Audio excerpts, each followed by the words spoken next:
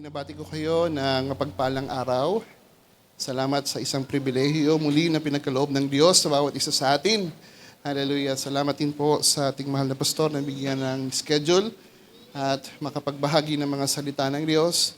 At sa biyaya ng Diyos ay gusto kong ibahagi ang isang madalas nating napapakinggan, ngunit I believe na ito ay marahil pagpapaalala, marahil ito ay pag-encourage at may kasama na rin ng pagtuturo. Okay? So, ang ating magiging opening verses sa umagang ito ay ating bubuklat sa ating mga Bible sa Book of Matthew, chapter 25, verses 14 to 30. Ang ating Panginoon na nagsasalita nito, it's about the parable of the talents.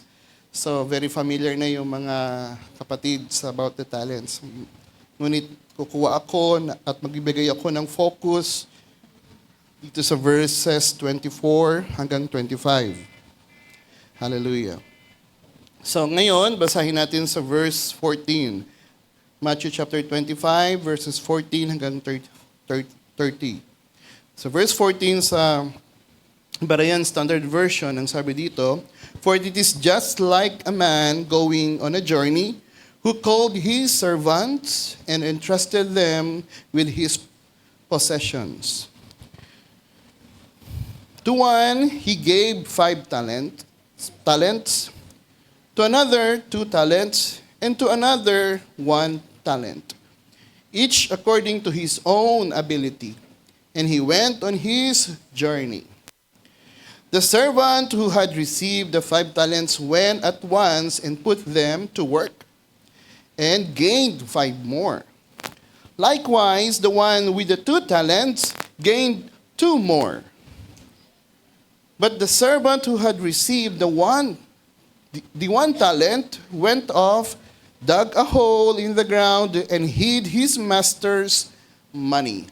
So yung talent pala ay ini-equate ito sa money. "After a long time, the master of those servants returned and settled account with them. The servant who had received the 5 talents and came and presented 5 more. 'Master,' he said, 'you entrusted me with 5 talents. See, I have gained 5 more.' His master replied, 'Well done, good and faithful servant. You have been faithful with a few things. I will put you in charge of many things. Enter into the joy of your master.' The servant who had received the 2 talents also came and said, 'Master, you entrusted me with 2 talents. See, I have gained 2 more.' His master replied, 'Well done, good and faithful servant. You have been faithful with a few things. I will put you in charge of many things. Enter into the joy of your master.' Finally, verse 24, the servant who had received the 1 talent came and said, 'Master, I knew that you are a hard man, reaping where you have not sown, and gathering where you have not scattered seed. So I was afraid, and went out and hid your talent in the ground. See, you have what belongs to you.' And sabi ng master sa verse 26, 'You wicked and lazy servant,' replied his master. 'You knew that I reap where I have not sown, and gather where I have not scattered seed. Then you should have deposited my money with the bankers, and on my return I would have received it back with interest.'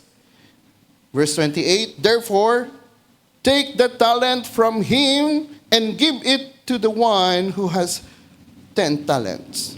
For everyone who has will be given more, and he will have an abundance. But the one who does not have, even what he has, will be taken away from him. and throw the worthless servants into the outer darkness, where will be weeping and gnashing of teeth. Let us say amen to the words of God. Hallelujah. Brothers and sisters, very familiar ang ating nabasa.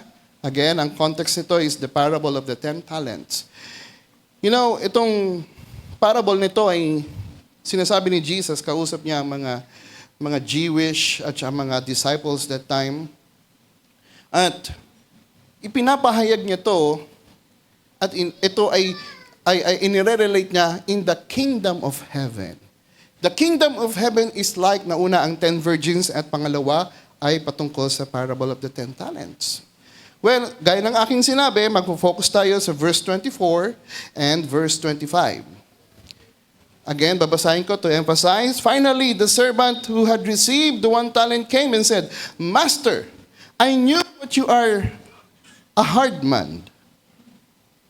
Perhaps itong servant nito ay meron siyang pagkakilala sa kanyang master. Ano yung kanyang pagkakilala sa kanyang master? A hard man. Bakit naging hard man? Sapagkat reaping where you have not sown and gathering where you have not scattered seed. At ang sabi sa verse 25, So I was afraid and went out and hid your talent in the ground. See, you have what belongs to you. So kung titingnan natin kung bakit ko in-emphasize to, sapagkat marahil ang bawat isa sa atin pwedeng makarelate sa story na ito. Ang sabi natin, ang servant na ito ay lazy. Well, yan ang naging resulta ng kanyang ginawa. Ang sabi ng kanyang amo, you wicked and lazy servant. Habang kinukwento ko to sa aking anak, yun din ang kanyang sinabi. Because that servant is lazy. Alam niyo, brothers and sisters, the reason kung bakit siya naging wicked and lazy, because unang-una sa lahat, ang sabi dito sa verse 25, he was afraid.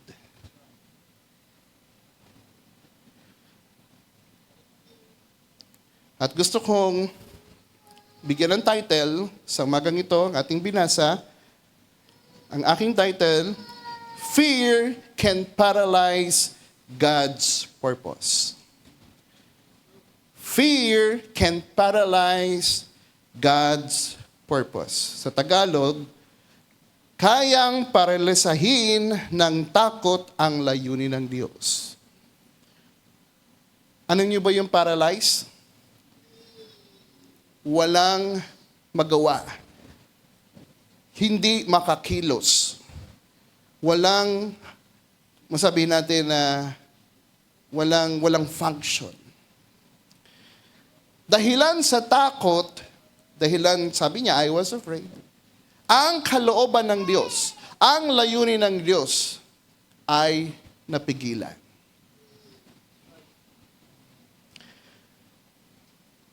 Alam niyo ba ito yung saying na ito? May mga salita na aking na-research, no? Itong saying ito, ang sabi niya to emphasize sa title, ang sabi sa saying, God's purpose in your life is not stopped by circumstances, but it can be paralyzed by fear.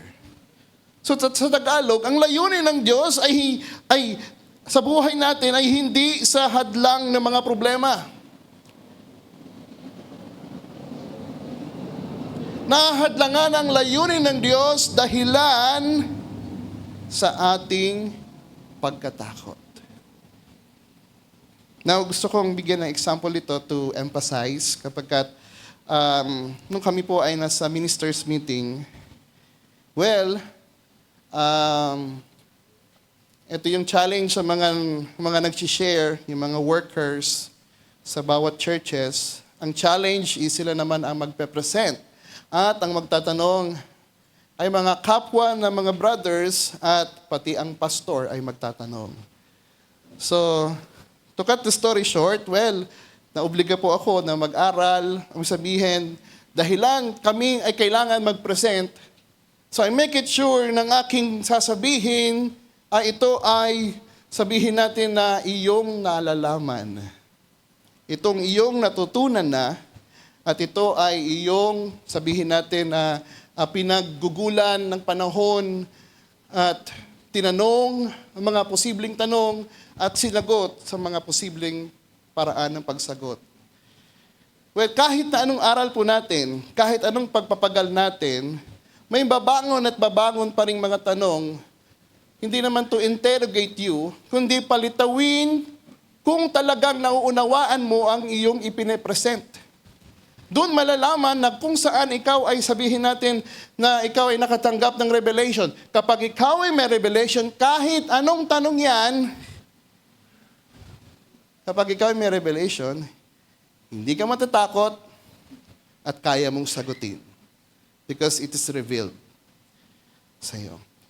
Pero alam niyo, brothers and sisters, pag ikaw ang unang-unang magpe-present, kapag ikaw ay nandun sa kalagayan na hindi biyasa, beginner, pwede natin sabihin,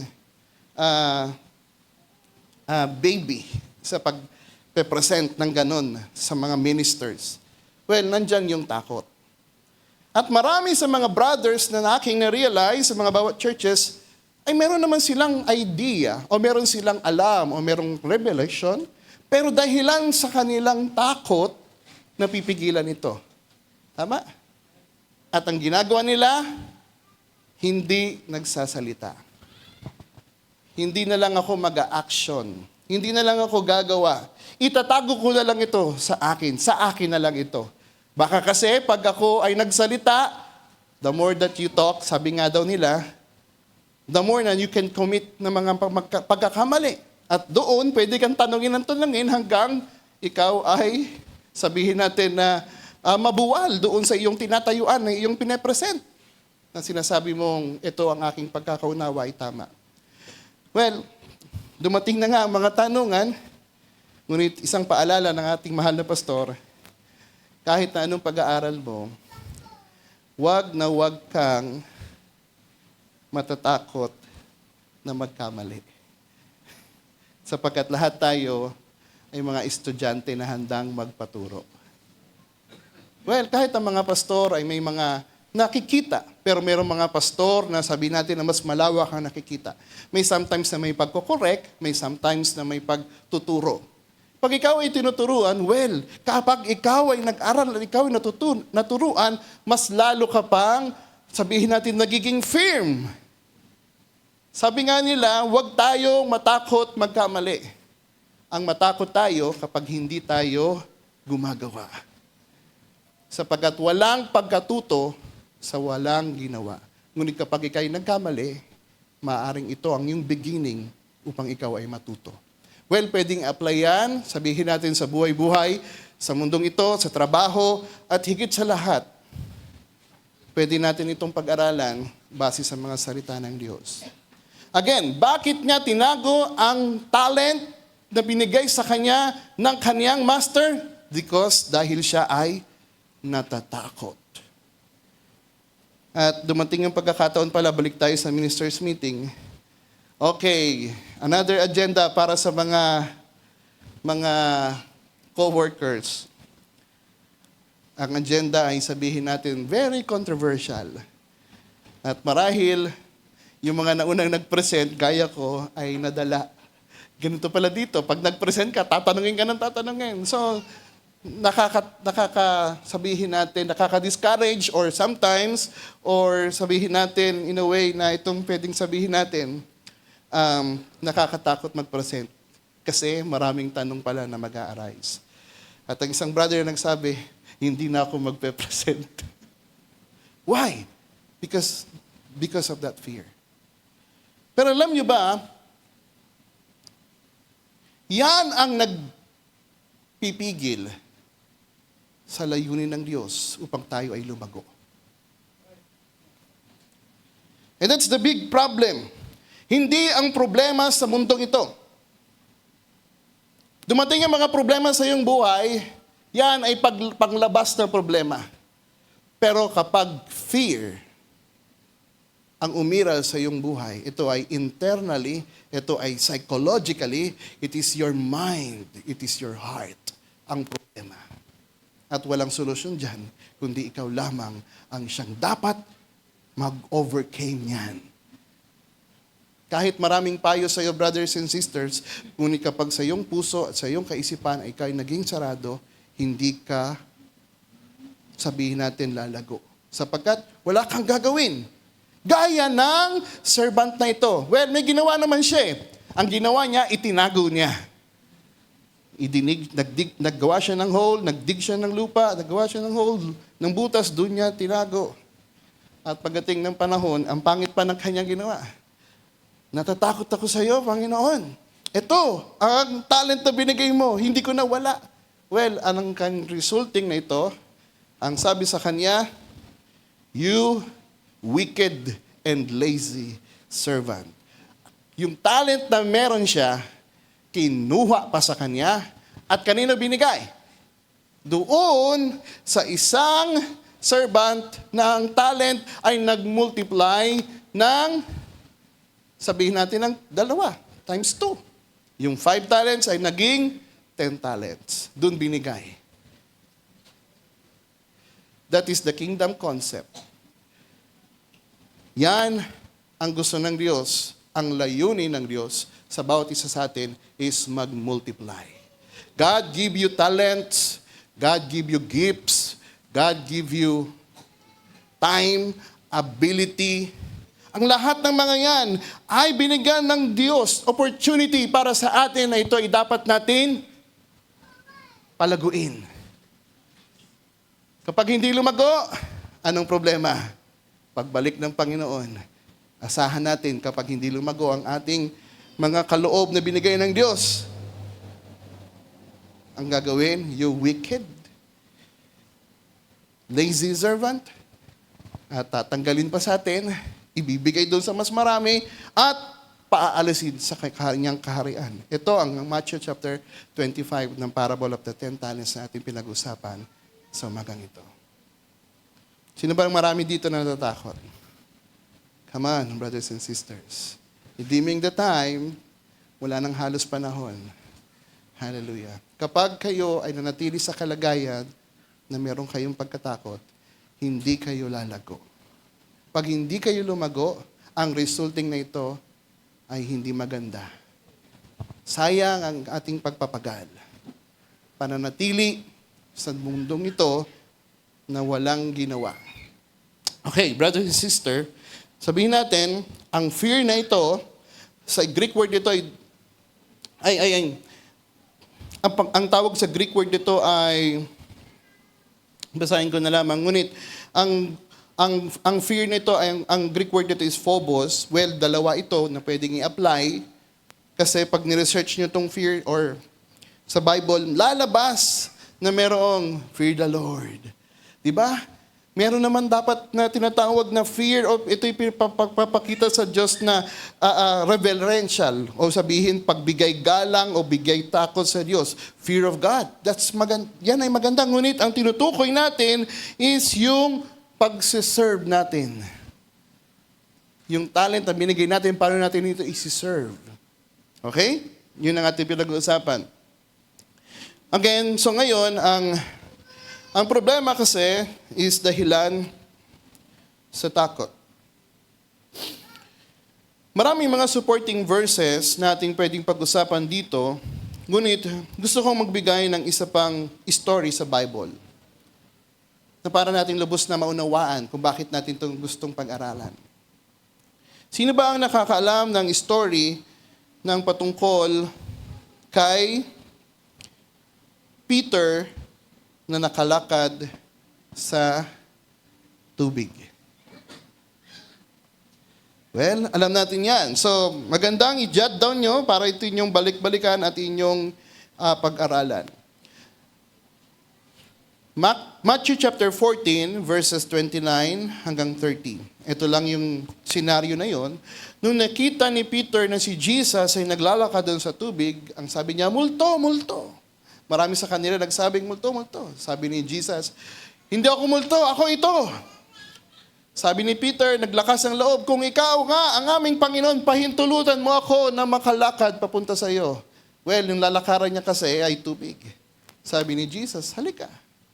At si Peter ay naglakas ng loob Maganda ang attitude ni Peter. Dahilan, ang comforting zone ay ang boat, ang bangka. Pero ang kanyang pangahas, pananampalataya sa Panginoon, yun ang nag-lead sa kanya upang siya ay makalakad sa tubig.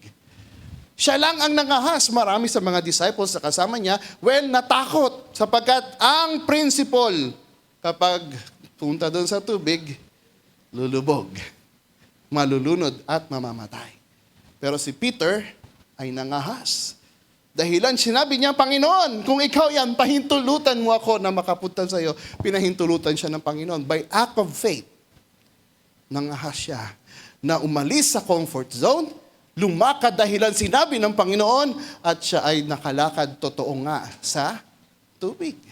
Only Peter na nangahas among sa mga disciples na kasama niya ang nakalakad sa tubig. But the problem is, tandaan natin, habang naglalakad siya sa pananampalataya, nakita niya at naramdaman niya ang haplos ng hangin at tubig, ang mga waves na naglalakihan. At ang kanyang paningin sa Panginoon ay biglang pumaning sa anumang mga circumstances at nawala ang kanyang pananampalataya at siya ay lumubog.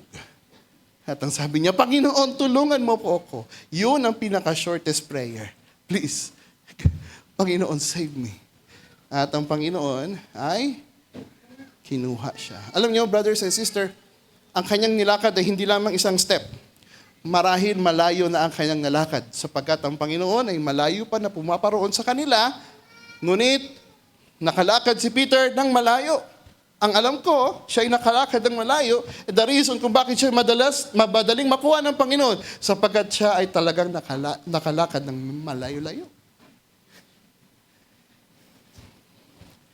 Brothers and sisters, nag-step na ng ating faith. Lumabas tayo sa comfort zone.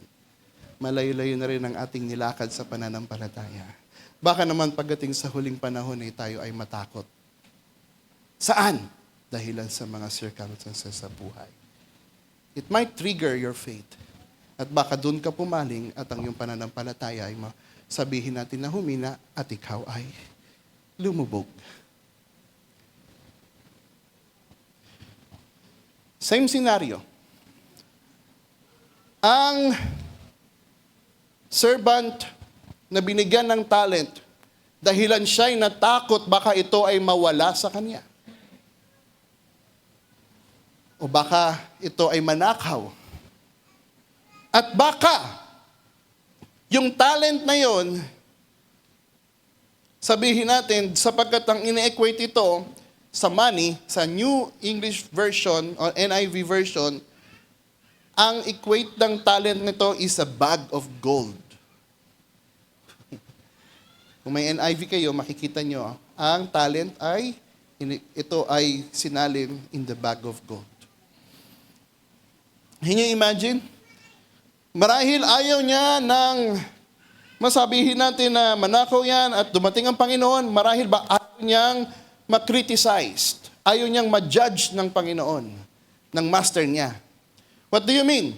Sapagkat merong mga pinagkalooban, for example, ang bawat isa sa atin ay meron yung kanya-kanyang talents, especially sa pagtugtog.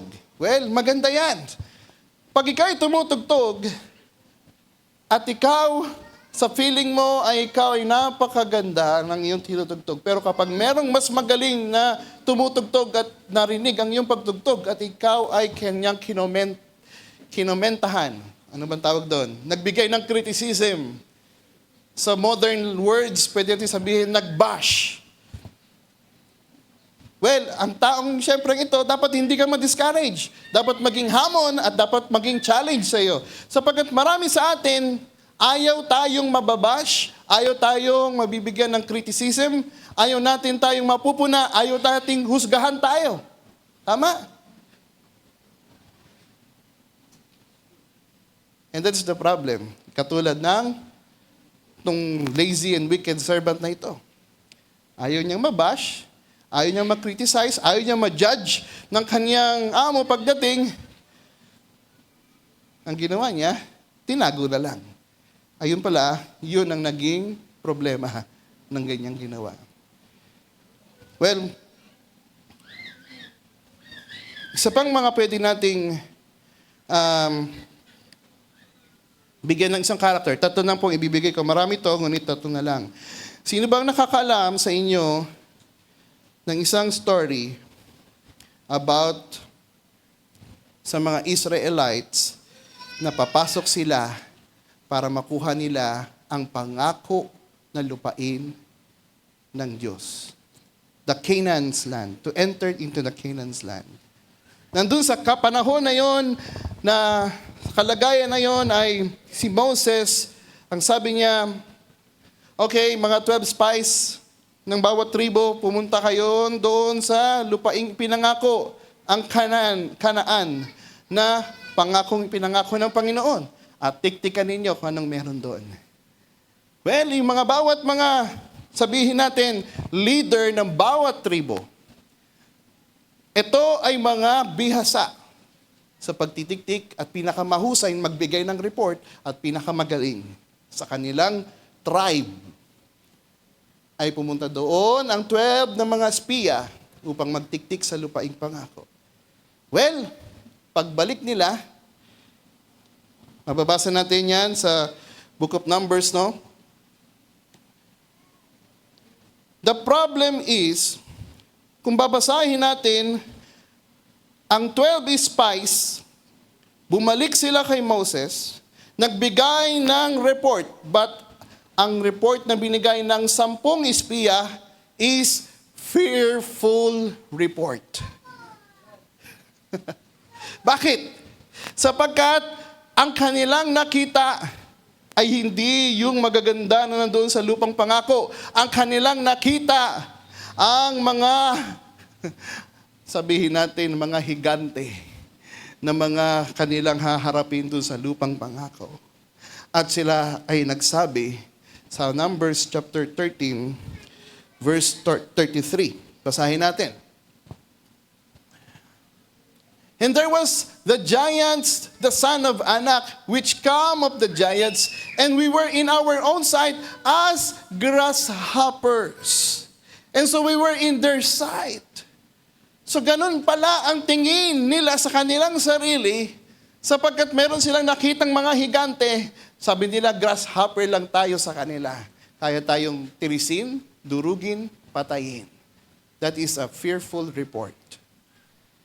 The reason kung bakit hindi nakapasok sa lupaing ipinangako ng Diyos, dahilan sa takot. At marami silang na-impluensyahan because they were leaders sa bawat tribe.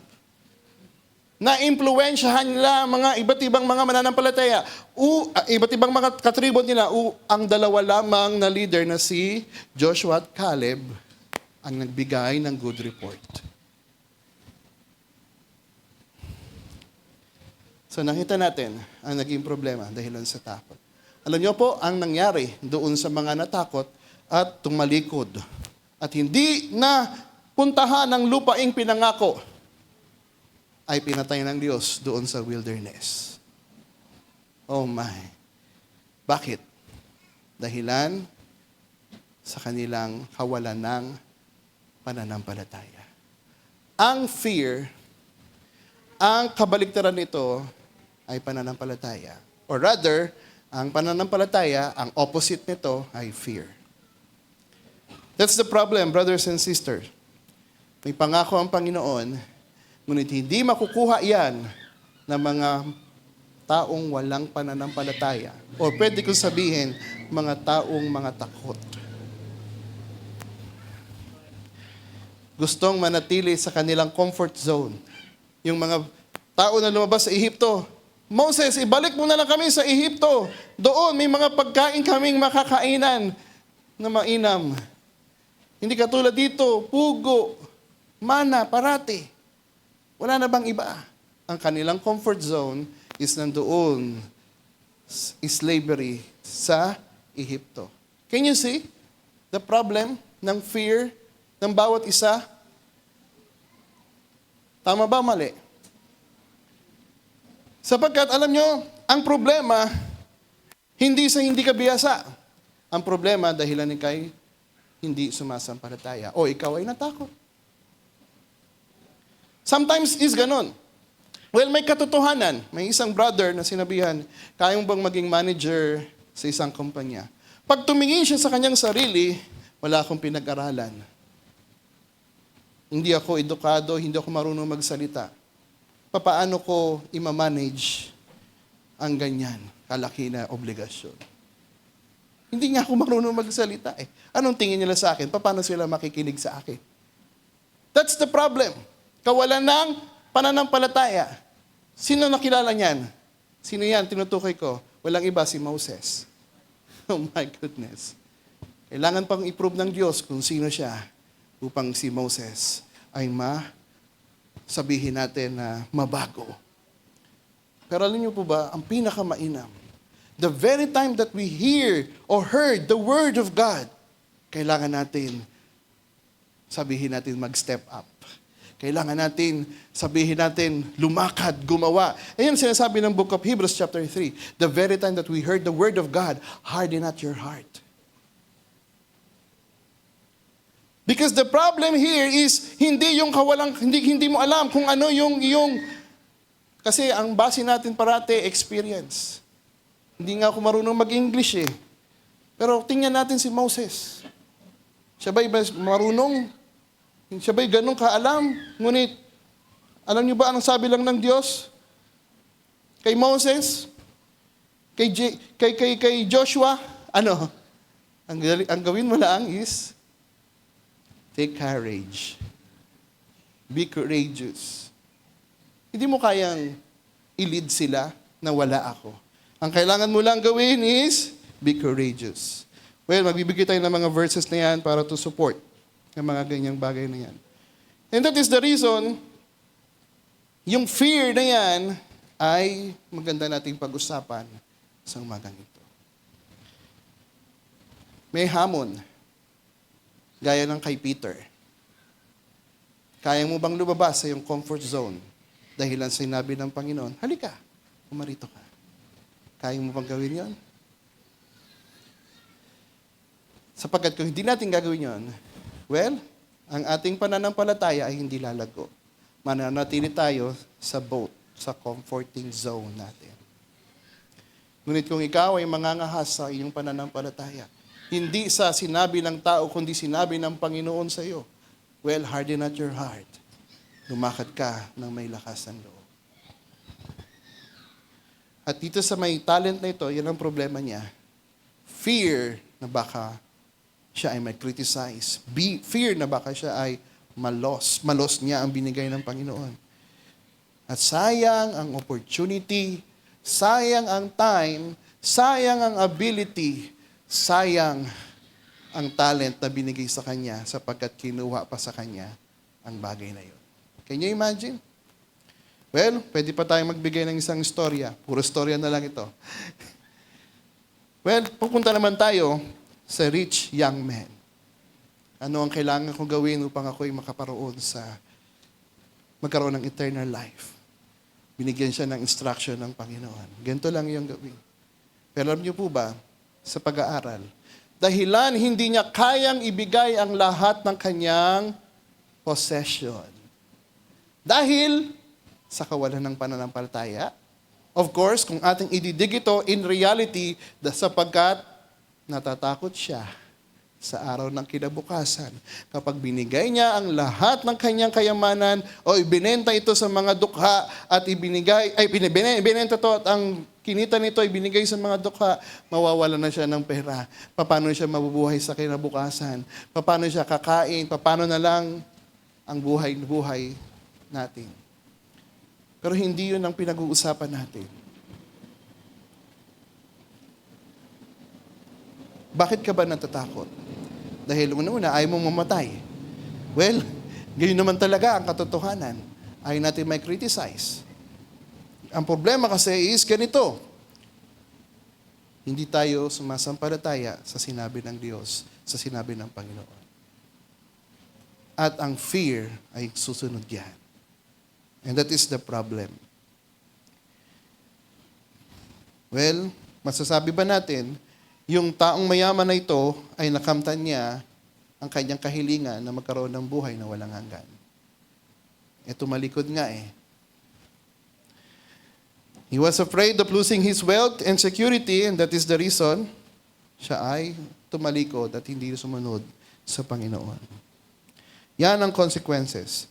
He missed the opportunity na makasunod sa ating Panginoon, makafollow sa ating Panginoon.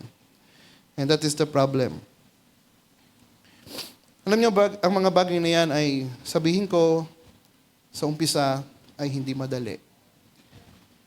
Nung ako sa panahon ko, na ni-require ng Panginoon, ang last money ko, well, sabi ko, Panginoon, paano na lang kung ibibigay ko lahat ito? Dahilan nakita ko ang pangangailangan, ipinadama sa akin ng Panginoon na kailangan akong magbigay dahilan sa pangangailangan. Sa panahon na yon, ng time na yon ay tayo ay nagko-contribute para sa camp meeting na babayaran. Kasi ganun dati. Basta makapunta ng camp meeting, bahala na kung pagkatapos na lang babayaran lahat. Pero ngayon, bawal na yung ganun eh. Bago ka makadaos sa camp meeting, kailangan mo munang bayaran lahat. Pero dati noon, pwede po yun. Sige, magbigay ka lang ng down payment, yung remaining, babayaran nyo pagtapos. Pero dahilan ng panahon na yun, ay kulang pa rin. Nanawagan ng isang ating mahal na pastor. Pastor Nono yata noong that time, na hinahamon niya mga mananampalataya na mag-step up ang kanyang pananampalataya na anumang meron sa wallet lahat ay ibigay. Natandaan niyo yun? Well, pinadama sa akin ng Panginoon yun. Lahat ng meron sa akin, Lord, ikaw na po ang bahala. Binigay po namin. Nabayaran lahat, natapos ang gawain lahat ay masaya. Pero yung during that time, what if yung pera mo, sabihin natin ay nandun sa wallet, ay nasa worth 100,000. Panginoon, siguro 10,000 pwede na yun, pero ang instruction lahat. Ipinadama sa akin ng Panginoon, malaki-laki din, kahit pa paano, ibinigay ko. Pero alam niyo po ba, dahilan sa hamon na yun, ang Panginoon ay hindi liko. Well, dumating ang panahon, ibinigay niya ng higit pa. Naging times 2. Bakit? Dahilan sa pag-apak sa pananampalataya. Brothers and sisters, the very time that you hear the Word of God, remember this message. Sapagkat wala nang ibang panahon. Sapagkat kung ito'y hinayaan mo, gaya ng katulad ng mga ibang disipulo, si Pedro lang ang kanilang pinalakad, na miss nila ang opportunity na maka-experience ng supernatural. Ano yun? Nakalakad sa tubig si Peter.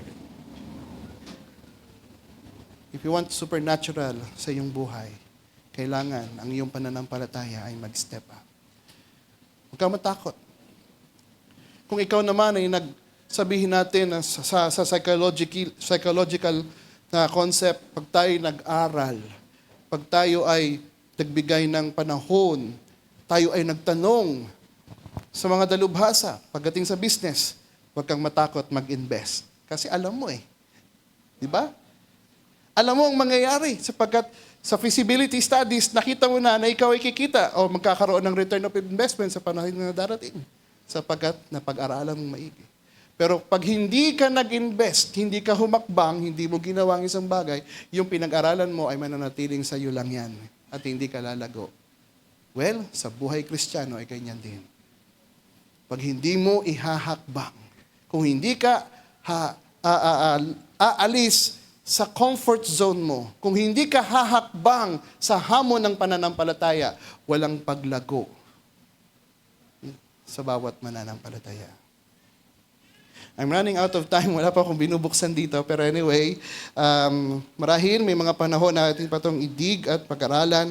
At nagbigay pa lang ako ng mga stories sa Bible, which is backupan natin ng mga scriptures. Okay? Sa magang ito. Tandaan natin, gaya ng aking sinabi, ang gusto ng Panginoon, lumakad ka sa pananampalataya na walang takot. Ganun lang naman yun, brothers and sisters. Pero sa paghamon na yun, anong baon-baon mo? Well, ang babaunin mo lang, sabi ng Panginoon kay Joshua at kay Moses, take courage. Bakit? Sapagkat ang pangako ng Panginoon, siya ay nasa atin. Hindi niya tayo pababayaan. Deuteronomy chapter 31 verse 8. Susunod natin ang Joshua chapter 1 verse 9. Deuteronomy chapter 31 verse 8, ang sabi dito, be strong and courageous. Do not afraid or terrified, sa ibang salin. For the Lord your God goes with you. He will never leave you, not forsake you. Oh, what a promise. Kung ang pangako ng Panginoon ay dumating sa bawat isa sa atin, hallelujah, it's about time, ang kailangan lang pa natin gawin, maging courageous. Be strong and courageous. Joshua chapter 1 verse 9, ang sabi dito, have I not commanded you, be strong and courageous. Do not be afraid, do not be discouraged, for the Lord your God will be with you wherever you go. Wow. Yan ang pangako ng Diyos. It's the same na pangako ng Diyos sa panahon natin. Hindi nagbabago ang pangako ng Diyos, brothers and sisters. Hallelujah.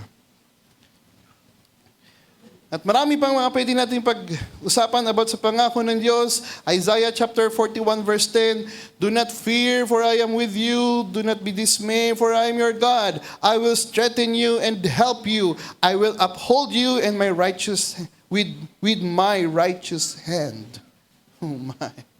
Maraming mga pangako na patungkol dito sa Isaiah chapter 43 verse 1. But now thus says the Lord, fear not, for I have redeemed you, I have called you by my name, you are mine. Oh, wow. Sabi sa book of Romans chapter 8, kung ang Diyos ay sumasa atin, sino ang may laban sa atin?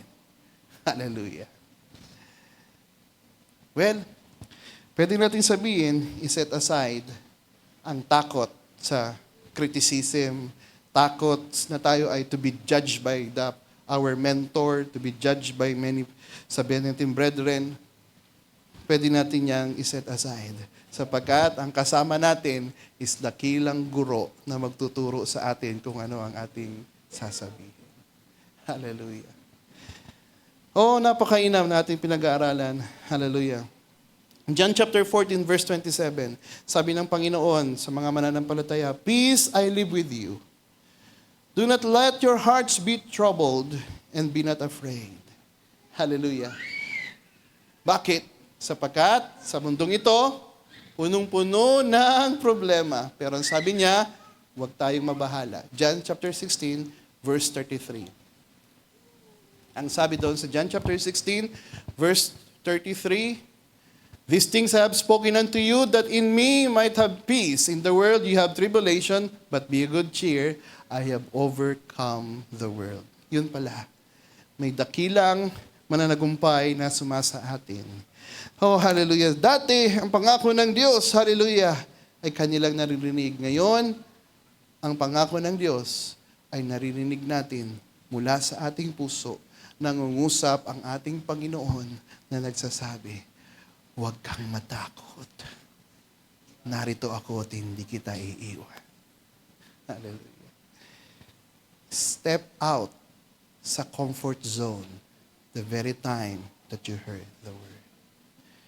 Alam nyo, ang kagandahan pa nito, ang concept ng kingdom concept, kung bakit yung hindi nagmumultiply ay inaalis, at ang talent or ang meron sa kanila ay ibinibigay pa doon sa mas higit na nagumiginhawa. Dahilan ng kingdom concept, ang gusto ng Panginoon is multiply, fruitful. Alam nyo, makikita natin ito sa John chapter 15. John chapter 15 verses 1 hanggang sa verse 6. Kung titingnan natin, unawain natin ang sabi dito, John chapter 15, I am the true vine and my Father is a husbandman. Verse 2, every branch in me that beareth not fruit, He taketh away. Okay, nakita ninyo? Sino ang hindi nag-multiply? Yung third servant. Yung one talent, hindi niya ito Winork out, and that is the reason hindi naging fruitful. And every branch that beareth fruit, He purged it. Yung beareth not fruit, He take it away, ibig sabihin talaga itong pinutol. At ang sabi pa dito, yung branch daw na nagbe-bear ng maraming fruit, ang ginagawa pa ng Panginoon ay Kanyang pinuprune. Well, meron tinatapyas unti-unti doon sa sanga para alin? Para saan? Para mag-bear pa ng much more fruit. Ang concept po kasi is ganito.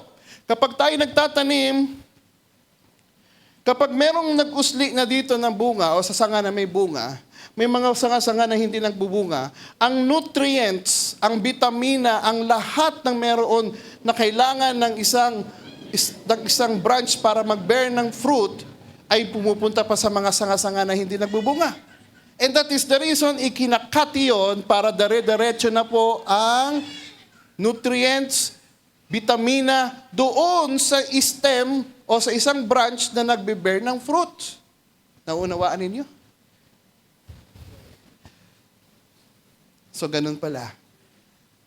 So, ang hindi nagbe-bear ng much more fruit, ang hindi nag-bear, pinuputol. Yung nagbe-bear much more fruit, tinitriman pa yan, pinupurge pa para lalo pang magbunga.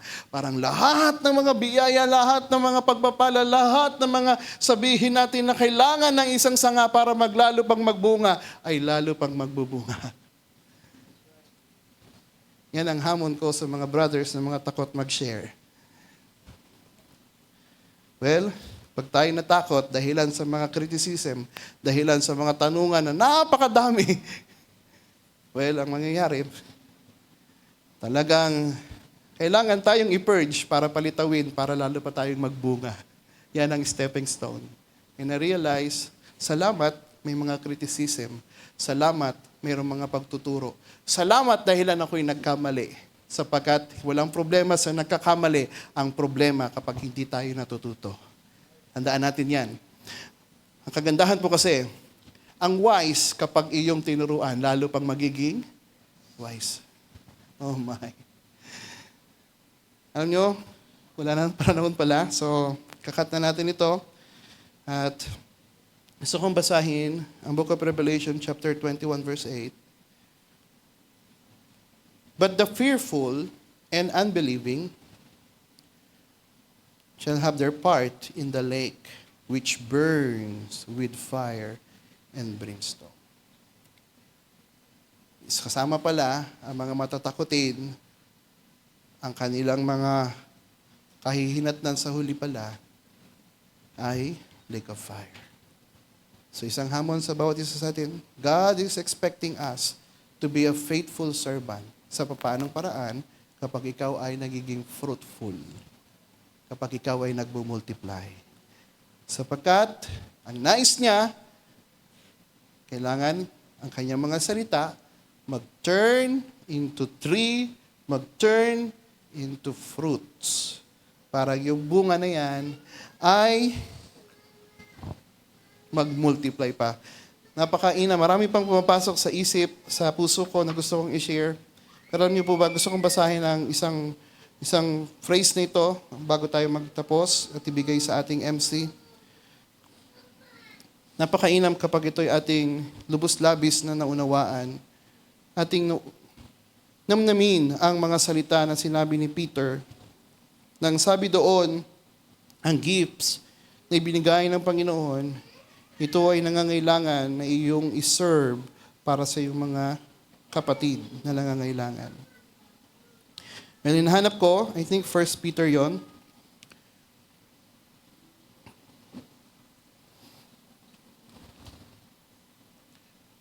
Chapter 4, verse 10. God give you a gift, God give you talents. 1 Peter chapter 4, verse 10. Bago tayo ibigay sa MC. Okay, kung nakita nyo na.